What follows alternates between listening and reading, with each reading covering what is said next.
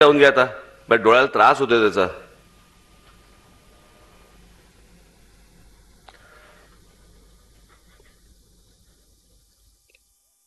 मग ते सगळं ते माझं बघून बिघून मी तिकडे म्हटलं, मी कदाचित तुम्ही ऐकलं असेल, कडी लावून घे कडी,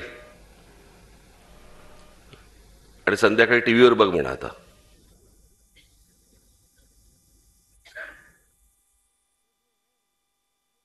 मी म्हटलं पाण्यापासून ते टॉयलेट पेपर पर्यंत जायचं सोपं काम नाहीये, करून बघा एकदा. जे मराठीत म्हणे ना, ज्याची जळते त्याला कळते, ते मला असं वाटतं तिथूनच आलं असणार. मी तुम्हाला सांगतो, तिथे त्या अख्खा तो प्रवास, परदेशातला प्रवास तुम्हाला माहिती आहे, अनेक जण गेलेले आहेत. काय हालत होते ना सकाळच्या वेळेला, ते आम्हालाच माहिती असते. आणि मग मी ते सगळा अख्खा तो प्रवास करून मी येणार होतो. मी त्या माझं फ्लाईट होतं लॉस एंजेलिसवरनं. तिथे हॉटेलमध्ये आलो. हॉटेलमध्ये मी रूममध्ये शिरलो. रूममध्ये शिरल्यावरती मी बाथरूममध्ये शिरलो. बाथरूममध्ये शिरल्यावर मी तुम्हाला सांगतो, माझ्या ढोंगणाने हंबरडा फोडला जवळपास.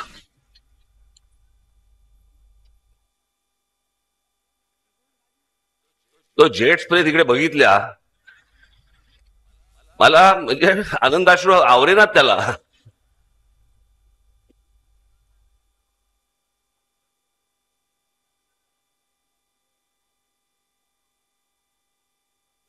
खरं सांगतो मी, माहित नाही त्याची मजा काय असते ती.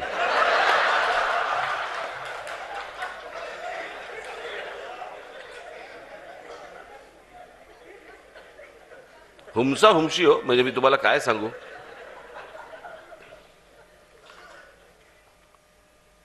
पण ही सगळी गोष्ट पाहत असताना माझ्या लक्षात आलं की जे अगोदर मी अनेक वेळेला मॅपवरती पाहिलं होतं, नकाशावरती पाहिलं होतं,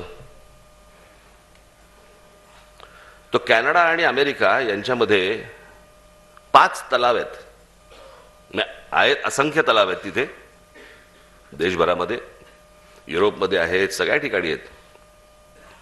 पण हे जे 5 तलाव आहेत, स्पेसमधनं, अवकाशामधनं दिसणाऱ्या ज्या गोष्टी आहेत पृथ्वीवरच्या, त्याच्यामध्ये हे 5 तलाव आहेत. म्हणजे विचार करा केवढे मोठे तलाव आहेत. त्या 5 तलावांमधला एक टिंब अगदी बारीक, म्हणजे अगदी तुम्ही जेव्हा त्या गुगल वरती जा तुम्ही, मग तुम्हाला कळेल मी काय म्हणतोय ते जेवढे तुम्ही आज जाल जाल जाल जाल जाल त्याच्यामध्ये एक टिंब एवढा ठिपका दिसतो, तो नायगारा फॉल्स आहे. जगामधला सगळ्यात मोठा धबधबा तो एवढासा तो दिसत पण नाही, मॅपवरती दिसत पण नाही तुम्हाला. आतपर्यंत तिथपर्यंत जावं लागतं आणि त्याच्यानंतर तुम्हाला तो नायगारा फॉल्स दिसतो.